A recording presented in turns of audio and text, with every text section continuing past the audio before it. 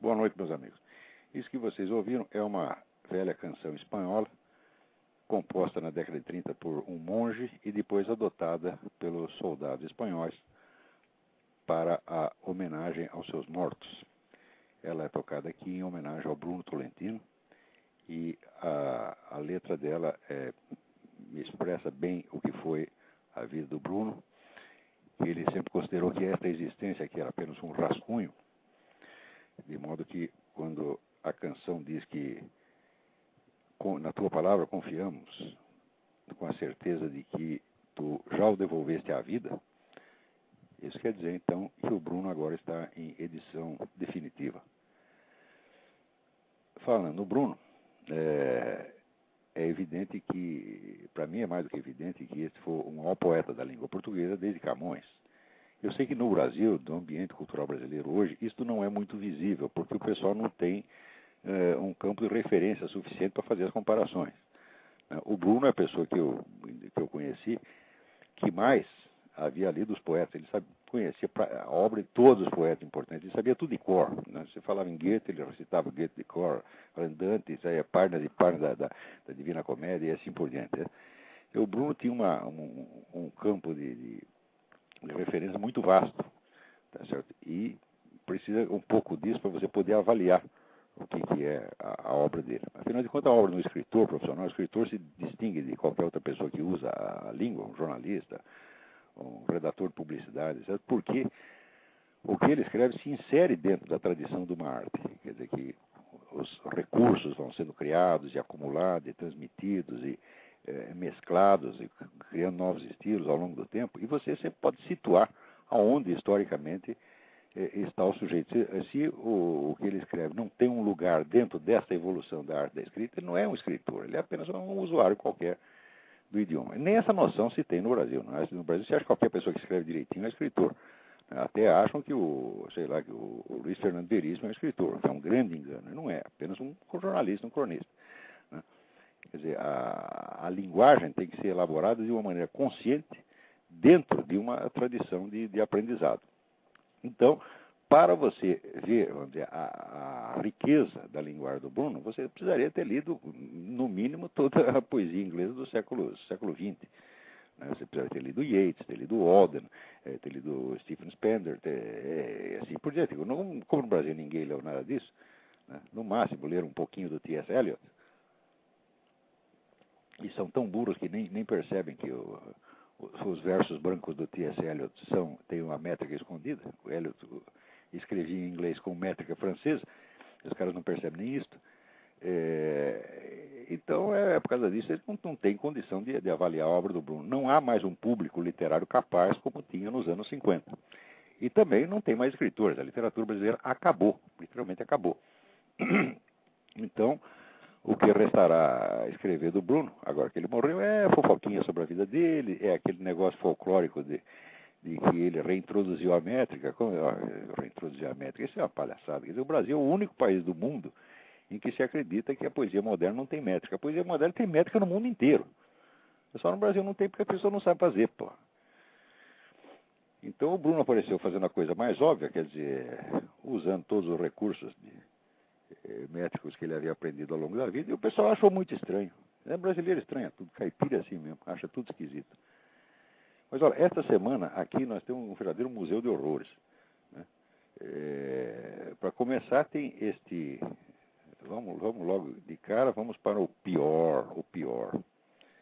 No Rio Grande do Sul tem um jornalista chamado Mauri Martinelli, que escreveu umas matérias sobre corrupção na prefeitura de Estância Velha. Estância Velha é o distrito industrial lá do Rio Grande, é Santo André do Rio Grande do Sul. A prefeitura naturalmente petista. E, bom, devolveram a ele as críticas com um tiro pelas costas, dado com uma pistola Glock 380. O jornalista, por milagre, sobreviveu, saiu se arrastando. Logo depois, o autor do atentado, o criminoso, foi preso numa casa de propriedade do Jaime Schneider, que era o secretário de planejamento da prefeitura petista. Muito bem. Então, acontece que o jornalista, além dessa tentativa de homicídio, notoriamente por motivo político, ele foi demitido do emprego que tinha no jornal, por perseguição política, e está sem assistência jurídica, porque lhe foi negada por decisão do Conselho de Defensoria Pública do Rio Grande do Sul, composto por maioria petista. Então, olha, isso é que é o Brasil de hoje. Esse pessoal faz o que quer, rouba, mata, né, engana todo mundo e ninguém fala nada. Veja você, tem generais de exército batendo continência para essa gente, tá certo? Então, realmente é para dizer, é um bando de generais. Quer dizer, qualquer sujeito que bata continência para esses vagabundos, é ele também um vagabundo, tá entendendo? Não pode fazer isso. As Forças Armadas não têm o direito de aceitar uma situação como esta, né? Se for esse caso, por exemplo, do Carlos Lamarca, olha, o Carlos Lamarca, ele matou um prisioneiro amarrado, matou o sujeito a coronhadas, com a desculpa de que era para o sujeito não fazer barulho, denunciando onde ele estava. Para o sujeito não fazer barulho, basta desacordá-lo.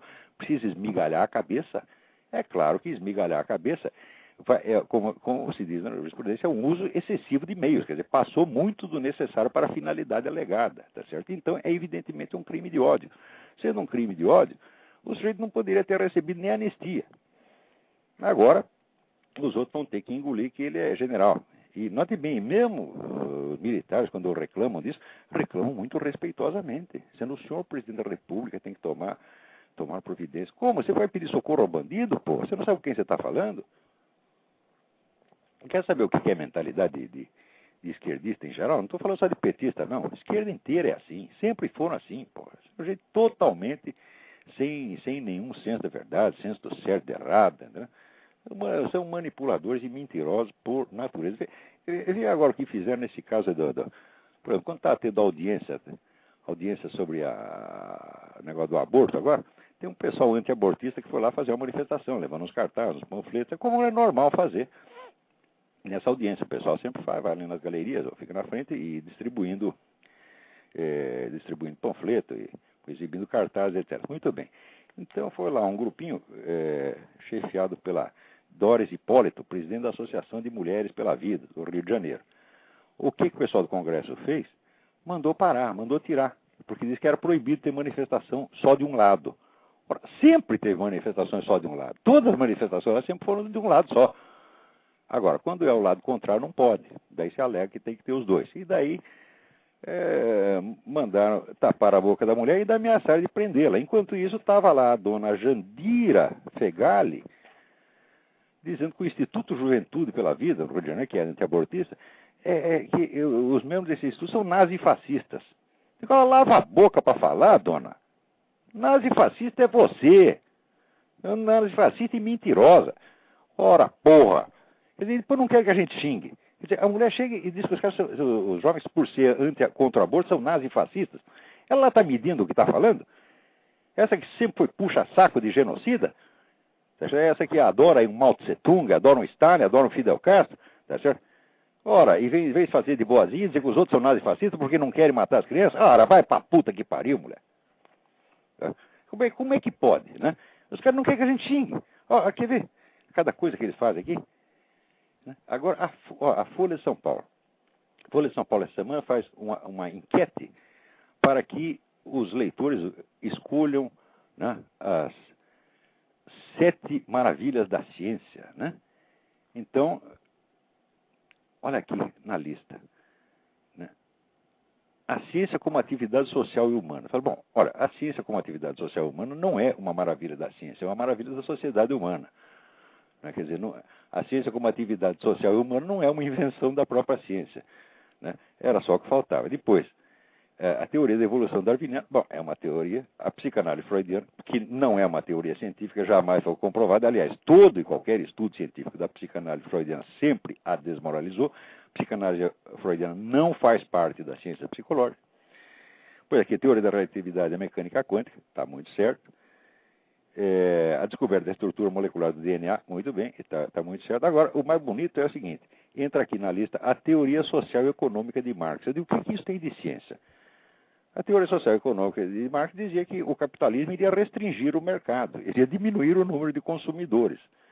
Essa é a coisa mais errada que alguém já disse. Ao longo de toda a história da economia, não houve nenhuma estupidez maior. E segundo, para provar isso aí, o cara ainda recorreu, né, a meios totalmente desonestos Porque, vendo como ele queria demonstrar que a situação do proletariado estava piorando, mas na verdade ela estava melhorando, e ele sabia disso através dos relatórios do parlamento inglês, os famosos Blue Books, que era a fonte básica de informação dele, o que ele fez? Ele usou só os Blue Books de 30 anos antes.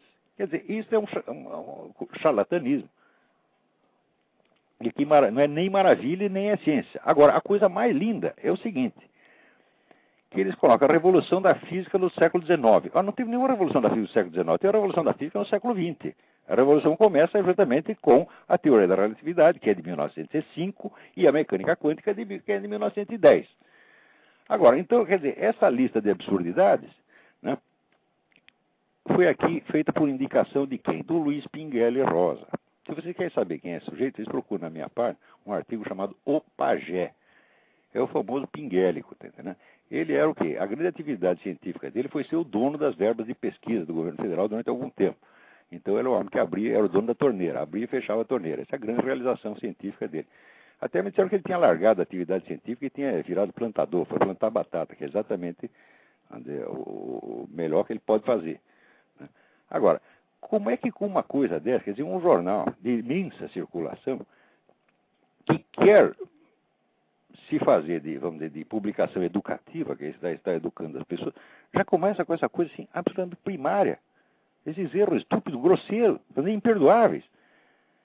Quer dizer, se o leitor é um pouco inteligente, ele vai ficar um pouco mais burro quando lê essas coisas. Por que a Folha de São Paulo faz essas coisas?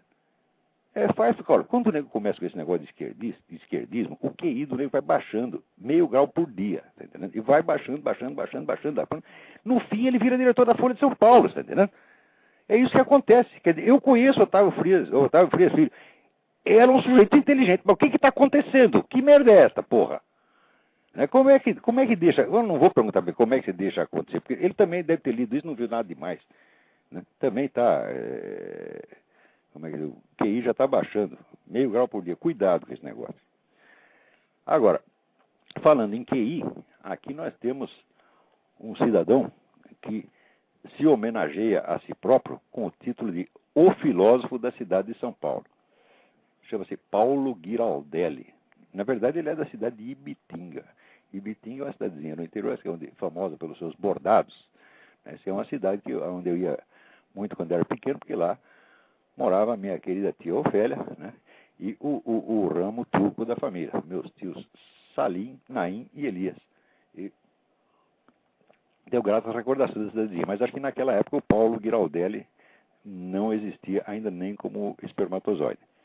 Mas, muito bem, depois alguém fez a besteira de trazê-lo à existência e agora o sujeito ficou assim. E ele, então, escreve aqui um negócio dizendo que eu sou uma besta quadrada, que eu não entendo nada de filosofia e que eu sou assim porque eu não fiz o curso universitário como ele, e que, aliás, eu morro de inveja dos professores de Universidade de Filosofia, né, porque eu não fiz o curso e eles fizeram, e eles têm aqueles empregos maravilhosos, né, na USP, né, aquela coisa fantástica, né?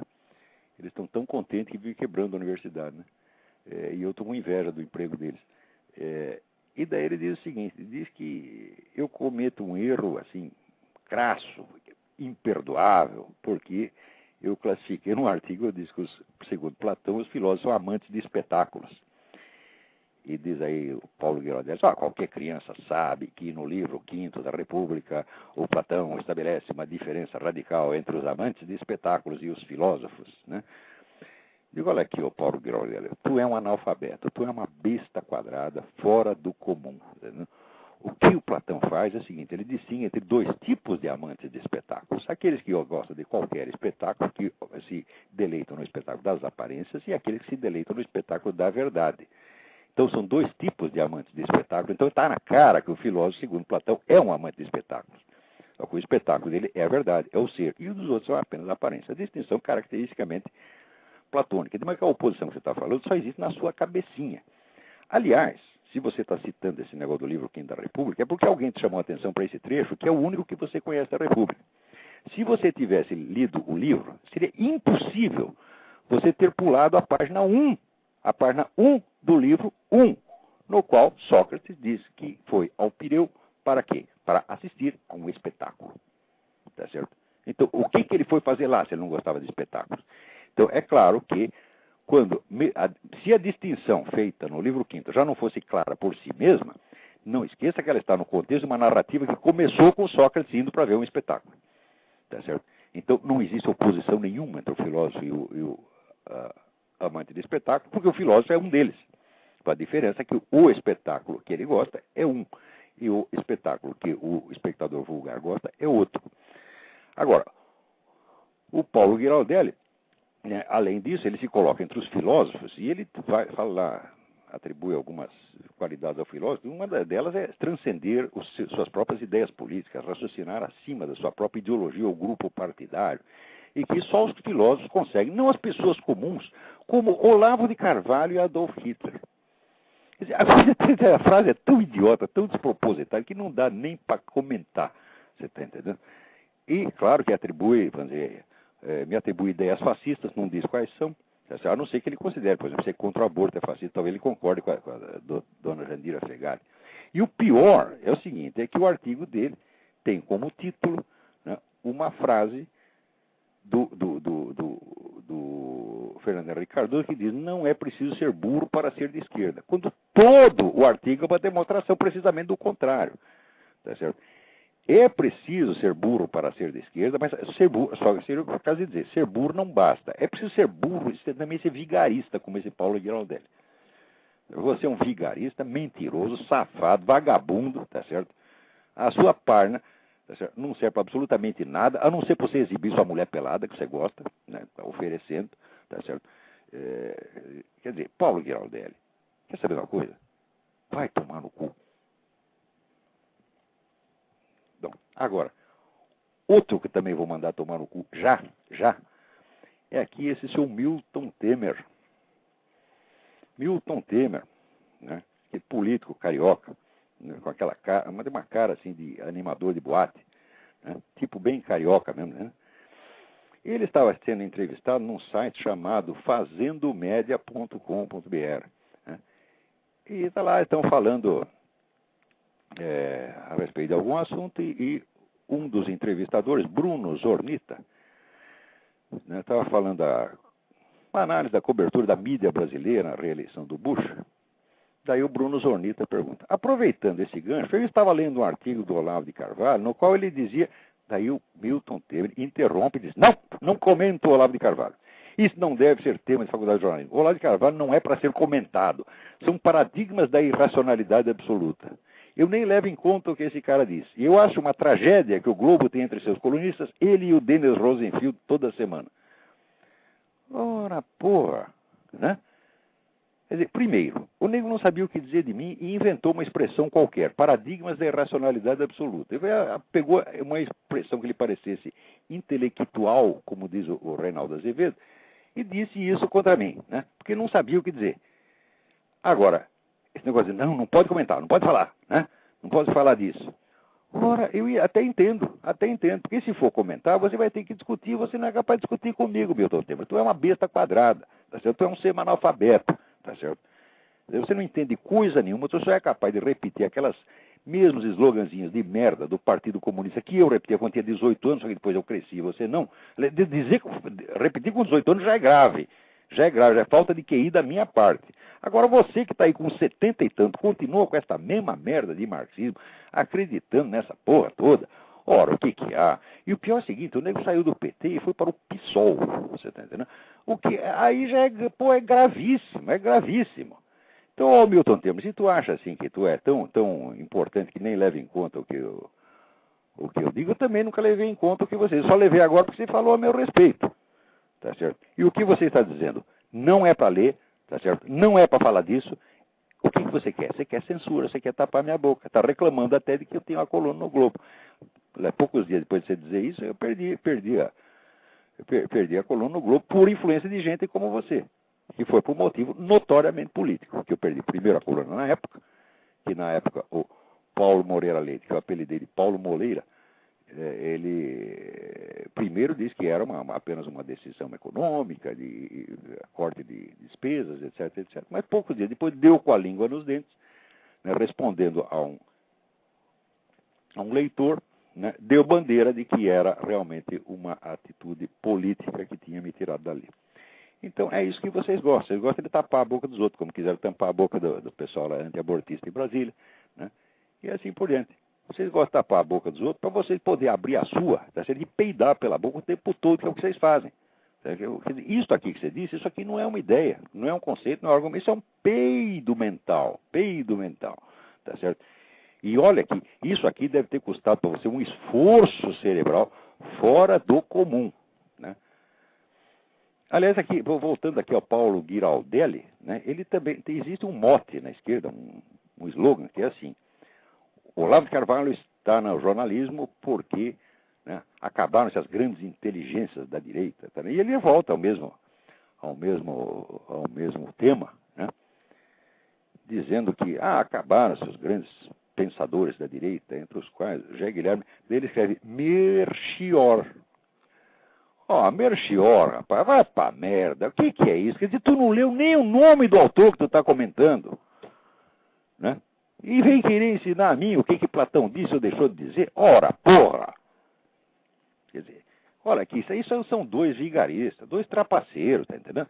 Isso aí tem que acabar no Brasil. Esse pessoal tem que sair da função pública, sabe? Qualquer função pública, mesmo na internet. Tá? Você tem que ser tirado de lá, tá? Com o pé na bunda e cusparadas, tá entendendo? Ainda com uma enxurrada de palavrões, assim, apocalíptica, né? Ora, porra. Como é que os caras querem que eu não diga palavrão? Não é possível. Note bem, no Brasil agora, você pode ensinar as crianças na escola que elas, né, como é que se dá o cu, etc, etc. Mas eu não posso mandar ninguém tomar no cu. Como é que é isto? Quer dizer que pode efetivamente tomar no cu, mas dizer não pode. É isso que quer dizer? Né? Não só pode, aliás, tomar não só pode, como é obrigatório. Está havendo um incentivo aí. Alguém aqui me manda um aviso de que cenas de homossexualismo explícito estão sendo exibidas na canal aberto MTV em horário que tem criança assistindo. Domingo às 15 horas. Né? Então o que é isso aí? Será que para o que os gays não sofram perseguição, coitadinhos, é preciso educar as criancinhas para que sejam homossexuais? Né? Quer dizer que as criancinhas devem representar um tremendo perigo para os homossexuais. Eu suponho que as criancinhas estejam matando homossexuais. Né? Então tem que fazer como diz aqui, uma reeducação de sensitividade, né, para que elas adquiram simpatia, né, pelas atividades homossexuais, simpatias ao ponto de praticá-las pessoalmente. Então, portanto, parem de ameaçar e aterrorizar os pobres homossexuais. Né? Agora, o engraçado é que esse pessoal continua dizendo que a finalidade da tal da PL 122 não é perseguir ninguém, é apenas proteger os direitos dos homossexuais. Fala, não é não. Notoriamente não é. Porque é o seguinte, se você procurar tudo o que eu escrevi desde que eu cheguei ao mundo, né, desde que eu estou na vida, desde que eu cheguei ao mundo, você não vai ver uma palavra minha contra alguém por ser homossexual, ou nem mesmo contra o homossexualismo em si. Tá certo? Porque essas coisas de moral sexual eu acho tudo muito complicado. Eu prefiro não ter nunca opinião nenhuma a respeito, né? Então eu nunca disse uma palavra, nem contra pessoas por serem homossexuais, nem contra a própria prática homossexual. Mesmo porque eu, como comentarista político, não tenho que me meter na vida pessoal das pessoas. Bom, apesar disto, eu só escrevo contra os aspectos políticos do movimento gay. Apesar disto, os líderes do movimento gay já reiteradamente me chamaram de homofóbico. Isto quer dizer que eu estaria enquadrado na lei. Ora, se o cara que é simplesmente o adversário político e ideológico do movimento já está enquadrado no crime de homofobia, então é claro que a lei anti-homofóbica é feita para punir, calar e perseguir inimigos políticos e não para proteger direitos de quem quer que seja. Isso quer dizer que qualquer coisa que você diga contra a ideologia do movimento fica proibida e criminalizada automaticamente. Esta é a finalidade da lei é essa. Né? Agora tem um cara aí, até esqueci o nome, Tony, não sei das quantas, é um dos líderes gays. Não, mas essa lei, ela é apenas para proteger direitos, isso é uma coisa, não deveria ter nem discussão, porque você quer ver como a lei é uma coisa racional, lógica e defensável, é só você trocar a palavra homossexuais por negros e judeus. E você vai ver que, né, tá muito certo, é uma proteção contra a discriminação. Eu digo, olha aqui, meu filho, em primeiro lugar, negro e judeu é uma condição de nascimento, condição inerente à pessoa que, vamos dizer, atestado no registro de nascimento. Homossexual não é uma condição permanente desse tipo, é uma conduta que a pessoa se adquire mais tarde. E que mais ainda, é uma conduta livremente aceita, porque mesmo que ela tenha desejo homossexual, nada do mundo pode obrigá-la a atender esse desejo exclusivamente, tá certo? Ou, em suma, o sujeito é homossexual por livre escolha, a partir de desejos que ele tem, claro, mas por livre escolha. Então, é uma condição adquirida por livre vontade. Então, que comparação é essa? Quer dizer que isso é a mesma coisa que uma lei que protege negros e judeus contra discriminação? Quer dizer que o negro decide ser negro? Decide ser judeu? O que é isso, porra? Quer dizer, que enganação é essa? Como é que uma pessoa, um homem público, que pretende impor uma lei, tá certo, quer vendê-la com base num joguinho de palavras? Tá certo? Isso é uma coisa tão sem vergonha que não deveria ser nem comentada. A única resposta para isso é aquela palavrinha. Vai tomar no cu. Você está entendendo? Lá não adianta nem dizer isso, porque o sujeito vai fazer exatamente isso. Mandando ou não mandando, ele vai de qualquer maneira. Está entendendo? Então, é inútil, é redundante. Mas, na mesma semana, né, aparece aí esse seu ministro da Saúde, dizendo que, usando o mesmo tipo de jogo de palavras, quer dizer que é apenas como se fosse um trocadilho, né? Não, se a lei do aborto fosse para proteger homens, já estaria aprovada. Digo, olha, eu vou ensinar uma coisa para vocês dois, vocês dois vagabundos, idiotas, mentirosos, vigaristas. Muitas frases falsas se tornam verdadeiras se você trocar o sujeito da frase, né? Se eu disser assim, por exemplo, o Lula matou o John F. Kennedy, tá certo? O ministro da Saúde e esse outro, seu Tony, não sei das coisas, raciocinaria assim. Basta trocar o sujeito e você verá que a frase é verdadeira. Daí eu ponho, Lee Harvey Oswald matou John F. Kennedy. Quer dizer, o que vocês fazem? Vocês trocam o sujeito da frase, tá certo? Para provar que a frase usada com o sujeito anterior é verdadeira. Quer dizer, o sujeito que faz isso, ele não pode ser aprovado na escola primária. Quer dizer, como é que chega a esse ponto? E isso não é burrice só. Isso é a burrice voluntária, a burrice maliciosa. Tá certo? E não é tanto que o sujeito seja burro, é que ele pretende que você seja burro. Ele quer te manipular e te tornar burro, para você obedecê-lo. Tá certo? Porque no meio dessa gente da esquerda só existe assim, hierarquia e obediência. Quer ver? Olha aqui, lê o que o seu Evo Morales disse aí na Folha de São Paulo, né? Ele descrevendo lá a visita dele ao Fidel Castro, né? E disse que quando se encontrou com o Fidel Castro, ele tive vontade de chorar, me emocionei. Então eu disse ao comandante, o senhor não precisa convencer ao Chaves, a mim, aos líderes, basta nos dar instruções. Ou seja, isso é um bando de puxa-saco, eles só querem alguém que dê uma ordem para eles obedecer, bater continência, tá certo? Lamber o pé do chefe, lamber o saco do chefe. Eles acham isso lindo, eles querem hierarquia, querem ditadura mesmo. Você tá entendendo? São todos assim, porra.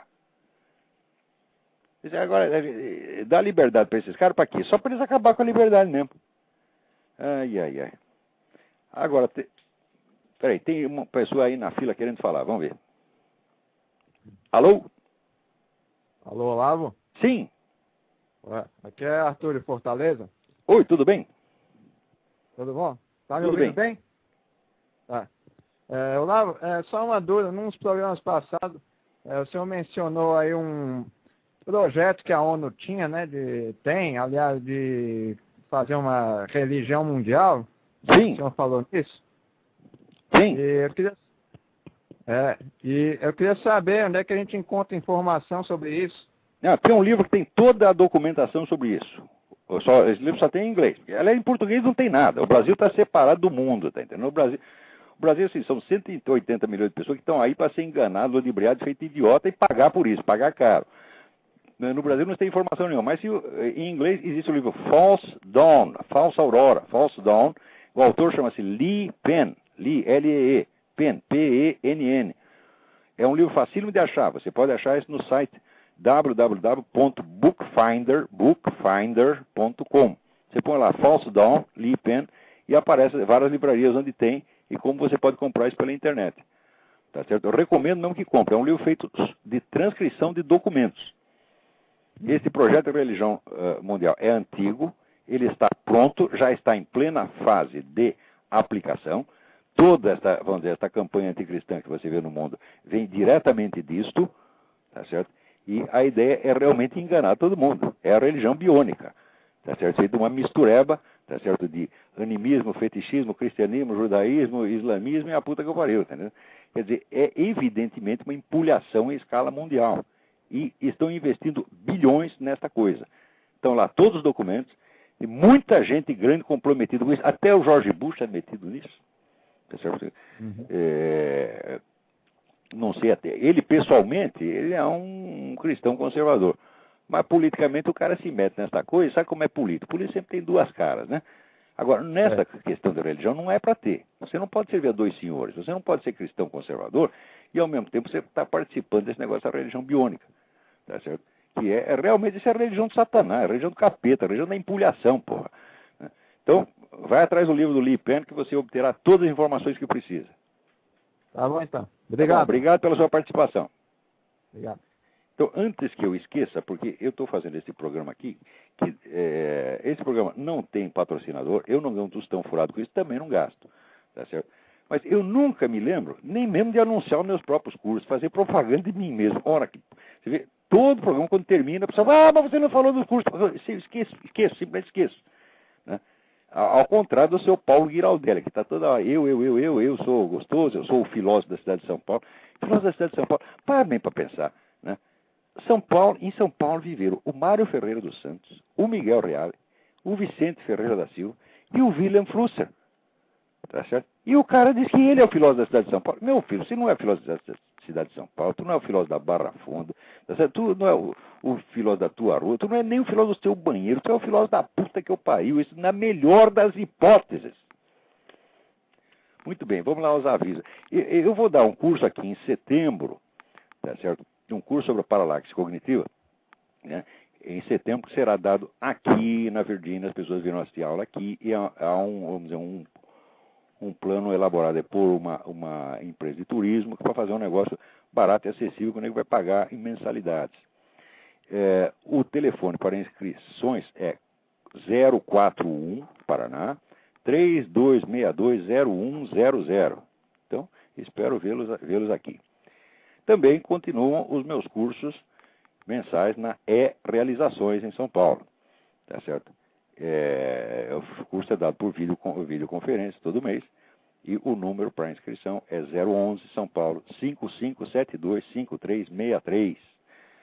Falando em realizações, ela está aprontando, vai soltar em breve a reedição do meu livro O Futuro do Pensamento Brasileiro e o lançamento do livro A Dialética Simbólica, que é uma coletânea de ensaios meus, no qual assim, eu faço, vamos dizer, uma espécie de um balanço de toda a primeira etapa dos meus estudos, né, e esses vários, apresentando ali esses vários trabalhos parciais, como se monográficos sobre um assunto, outro, resolvendo várias dúvidas que eu tinha, né, e preparando a abordagem mais sistemática que depois eu comecei a dar em outros trabalhos, como aqueles sobre o Descartes, o Kant, né? Muito bem. Então, a dialética simbólica na verdade, são textos inéditos em livro. Alguns já circularam como apostila, mas são textos inéditos em livro. Outros foram publicados como livretos, né? De circulação muito pequena, como, por exemplo, os gêneros literários, também está lá. Mas esse é um monte de estudos pequenos, né? Então, também a dialética simbólica é o volume 1 de uma série que chama Estudos Reunidos, que é onde eu vou juntar todos esses escritos menores que eu fui fazendo, sempre para resolver determinados problemas específicos, né? Para depois poder atacar o assunto num nível mais geral.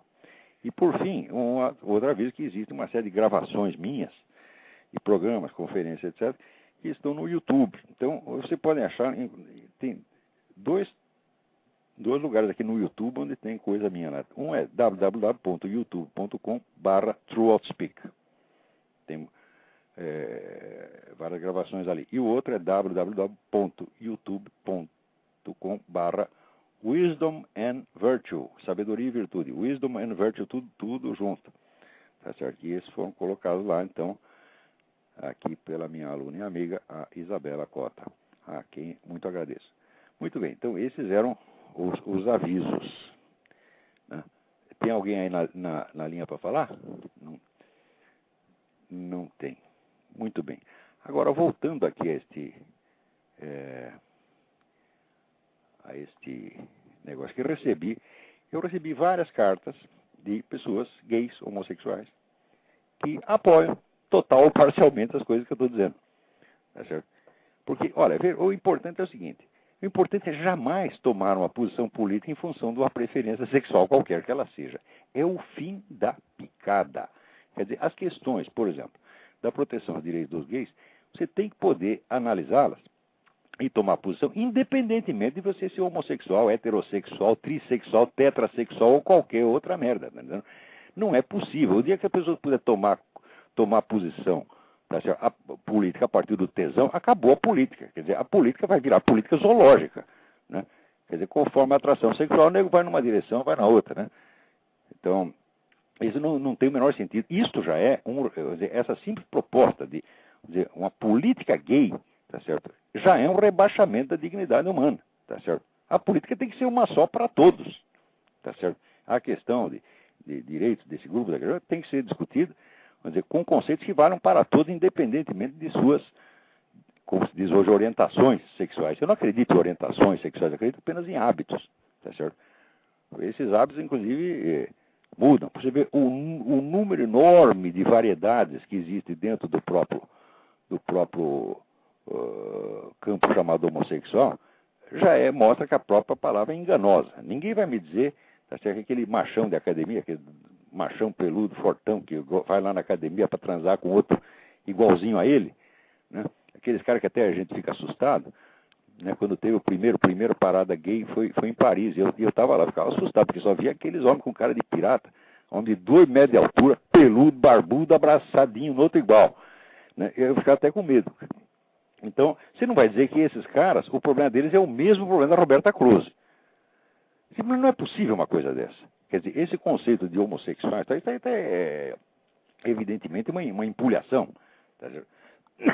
O que existe são hábitos, gostos, fantasias que podem incluir mudar muitas vezes durante a vida. Né? Mas, dentre as cartas que eu recebi, tem uma aqui que... Meu nome é Cláudio, 32 anos, moro no Distrito Federal, sou servidor público, professor universitário, especialista em políticas públicas e ex-gay. Daí dizer, isso não é nenhuma piada, embora seja cômico, claro. Quero parabenizar pela resposta simplesmente brilhante que foi dada ao Dr. Luiz Motti. Essa resposta está na edição de hoje do Diário do Comércio e do Mídia Sem Máscara. Tá certo? O Luiz Motti faz lá um raciocínio baseado na premissa de que ele é Deus. Você analisando a estrutura lógica do argumento, a premissa é essa. Ele é Deus, ele está com a nova revelação na mão. E eu acho que o Luiz Motti está completamente louco. Ele é louco furioso, tá entendendo? Então, não sabe mais o que está falando. Se é que algum dia soube. Né? E esse é o primeiro que, embora eu não diga uma palavra contra homossexuais, nem contra o homossexualismo, vive me rotulando de homofóbico. Tá certo? Ora, Luiz Mota, eu não tenho processo por isso, porque eu não estou no Brasil, tá entendendo? Mas seria muito difícil, eu não tenho dinheiro para ficar fazendo processo desde daqui para pegar você aí. Mas que você merece, merece. Então, isso aqui, continua o nosso correspondente, Cláudio Soares. A coragem, o equilíbrio e o conhecimento demonstrado na sua resposta merece um prêmio, o prêmio da coerência. Como não posso premiá-lo, conforto com a lembrança de que no Senhor nossa obra não é vã. Eu vivi no engodo da homossexualidade e no discurso de seus defensores. Mott é o arauto mor desse caos completo. Durante a adolescência, bebi das águas imundas das ideias do Dr. Mott, pois era a única voz... Assim vai. Bom, muito bem.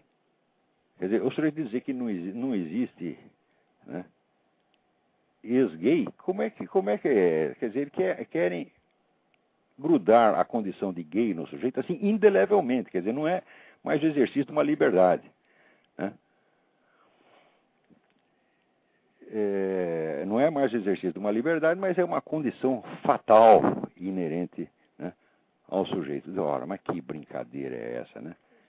Deixa eu corrigir uma coisa, antes que eu esqueça. Aquele site que eu pus, o Wisdom and Virtue, é de fato da Isabela, mas o outro foi colocado lá pelo Silvio Grimaldo, a quem também agradeço muito. O ThroatSpeak, né? www.youtube.com/ThroatSpeak, e foi montado pelo Silvio Grimaldo. Mas muito bem. Peraí, tem alguém na linha. Vamos lá.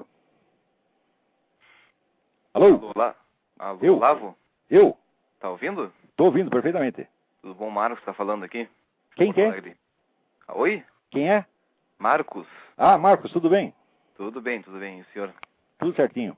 É o seguinte, esses tempos tá ouvindo o seu programa aí do True Speak e o senhor fala do, como é que é, do poder da reza, né? O senhor falou assim, que, comigo funcionou muitas vezes, né, a reza, etc e tal. Se não funcionasse, eu não estava aqui.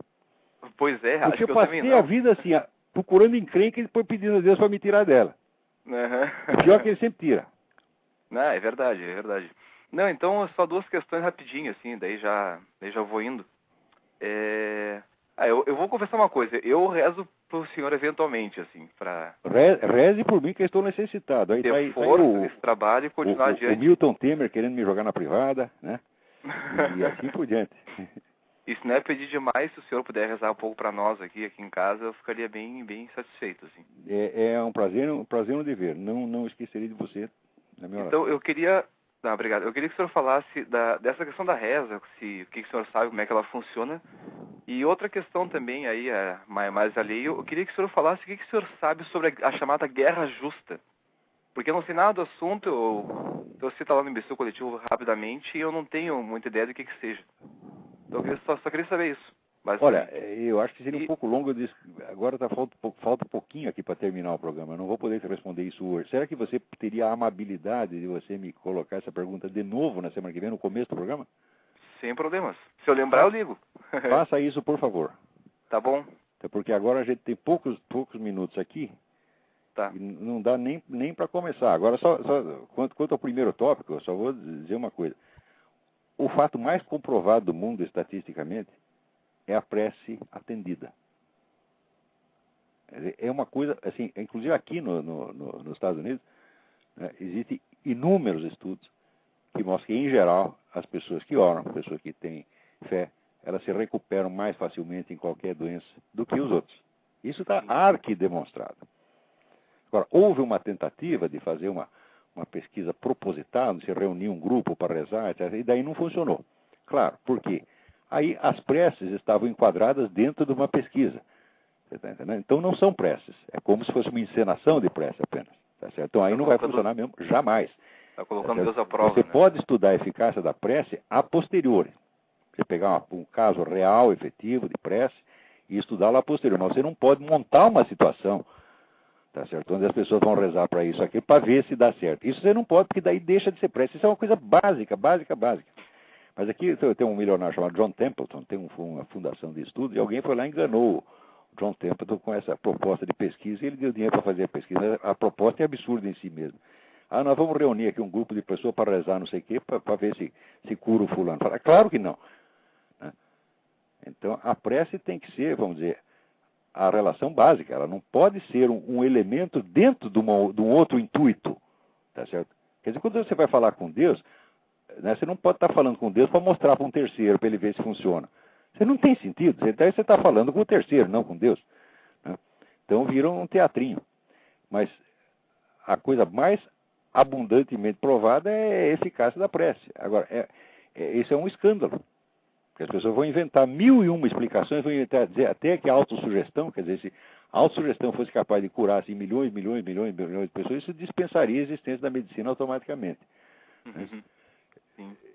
Mas então tá isso. Opa. Como é? Não, é isso, só isso que eu queria perguntar. Então, eu gostaria de falar mais sobre isso e não esquecerei do tema nos próximos programas. Se você me lembrar novamente, eu te agradeço. Sobre a Guerra Justa, então, semana que vem, dá um toque de novo. Isso aí é São Tomás de Aquino, mas seria... Aí não dá para entrar no assunto agora. Mas se a gente tiver uns 15 minutos, podemos tratar disso. É um tema interessante. Ah, tranquilo. Tá bom então, Olavo. Brigadão. Tá, obrigado. Eu agradeço. Tchau, tchau. Um abraço. Agora, voltando a este assunto, quero lembrar uma coisa para vocês. O pai da revolução sexual, o Dr. Wilhelm Reich, né? O homem, aliás, o termo mesmo revolução sexual foi ele que inventou. Ele tinha a teoria de que o homossexualismo era uma doença criada pela repressão sexual. E ele assegurava que quando acabasse a repressão sexual ia acabar junto o homossexualismo. Nós vimos que foi exatamente o contrário. Quanto menos repressão sexual tem, mais homossexualismo tem na praça. Mas não é só homossexualismo. Isso não para. Tá certo? Por exemplo, se você não pode discriminar os homossexuais, por que pode discriminar os sadomasoquistas? Se você pode ensinar o homossexualismo na escola, por que não pode ensinar o sadomasoquismo? O que vocês têm contra a pobre comunidade sadomasoquista? Então, logo vão ter que ir lá, né, botar os meninos na escola de chicotinho, com cacão de couro, etc., para que os sadomasoquistas não se sintam prejudicados. E aquelas pessoas, amáveis pessoas, que gostam de fazer sexo com animais. Outro dia teve um sujeito, né, que até morreu, né? Ele comia a jumenta, né? E um dia a jumenta se cansou daquela humilhação, deu-lhe um coice, o sujeito foi parar do outro lado da rua, tá certo, e morreu, tá certo. Mas tem muita gente que gosta disso. Aqui, uma notícia da agência France Press, né? Na Suécia, tá certo, está aumentando terrivelmente o caso de sexo com animais. Cada vez mais gente está interessada em comer cabritas, né, cadelas, jumentas, éguas, vacas, né? Eu não sei se tatu, como dizia o pessoal do Amores Assassinos, não sei se chegar nesse ponto, mas tudo é possível, né? Por que essas pessoas, tá certo, devem ser tratadas como anormais, enquanto os homossexuais, todas as variedades homossexuais, até o sujeito que quer cortar o próprio peru para virar mulher, tem que ser tratado como uma pessoa normal, mas o sujeito que quer comer a sua cabrita vai ser tratado como um doente e discriminado. Você acha que está certo? Então, é claro que não. Então, esta expansão progressiva dos direitos sexuais está na própria dialética da revolução sexual. Tá? Quer dizer, quanto mais você abre, mais vai abrir. Tá certo? Então, daqui a pouco haverá também a legalização do casamento com animais. Se você está pensando em casar com uma gatinha, tá certo? Você poderá realizá-lo antes do que você pensa. Aguarde mais uns anos e você vai ver. Você vai ver o ensino de toda essa merda nas escolas, tá certo? Porque, olha, que eu saiba, a escola não foi feita para ensinar, tá certo, prazeres sexuais a ninguém. Mas a ninguém. Tá certo? Nenhum tipo de prazer sexual. Foi ensinar, vamos dizer, a heterossexualidade mais estrita e dogmática, também não é para ensinar. Vamos lá. Tem alguém na linha aí? Alô?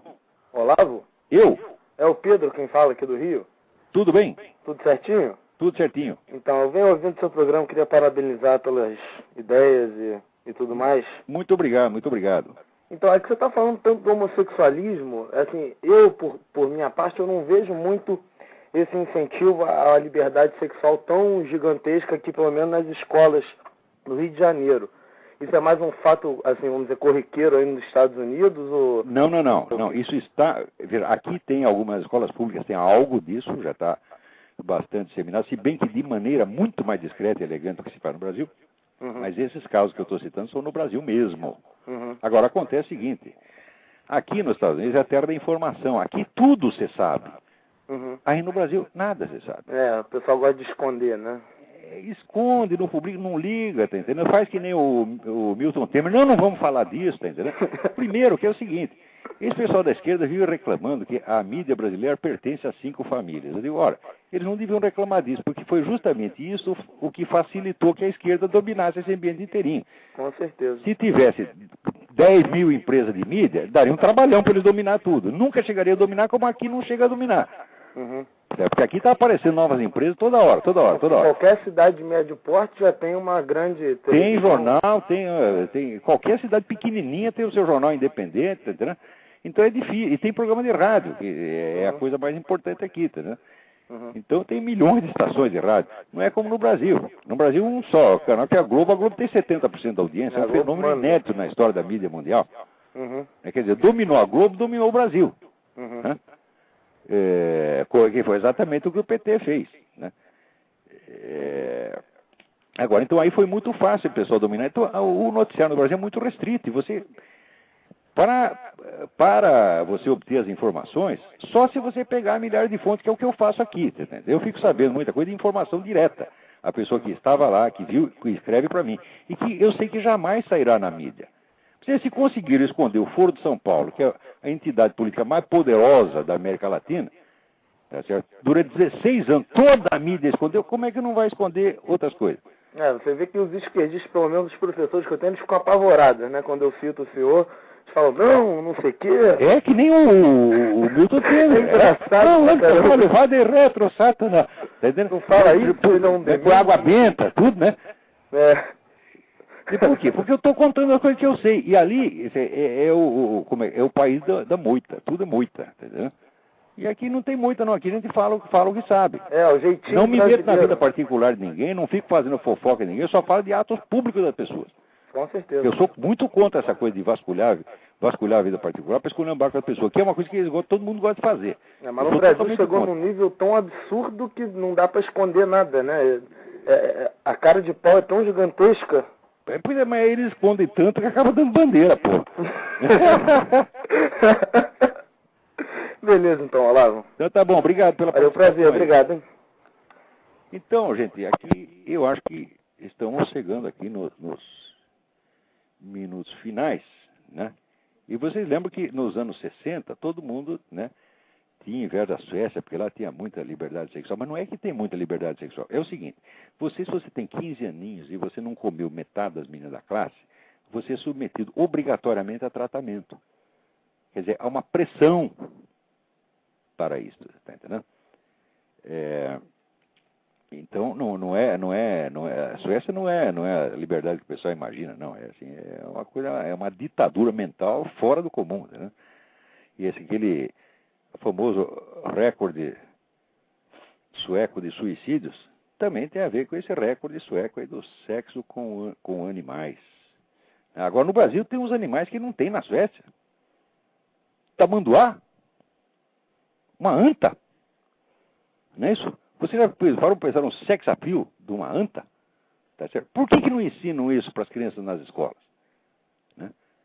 Então, meu filho, se você está aí no grupo que apreciam a prática bestialista, né, defenda os seus direitos. Não é isso? E se você pertence a algum outro grupo minoritário, coprófilos, necrófilos, etc., defenda também os seus direitos. Não admita ser discriminado. Exija seus direitos. E a turma do cuecão de couro, do chicotinho, também é a mesma coisa. Exija que isso seja ensinado nas escolas. Tá certo? Por quê? Agora, por exemplo, agora eles têm que inventar o governo Lula para crianças, né? Então tem lá uma página na página do governo, o Reinaldo Azevedo que conta, tem lá uma parte que é o governo Lula para crianças. O governo Lula para adultos já tinha. É aquele negócio do governador Jacques Wagner com a mulher do ministro lá, tá entendendo? Fazendo aquela surubinha lá em público. Na Bahia. Esse é o governo Lula para adultos. Agora fizeram para crianças também. Vamos ver qual dos dois vai ser, né, mais sem vergonha. Então, gente, até a semana que vem. Muito obrigado a todos pela atenção.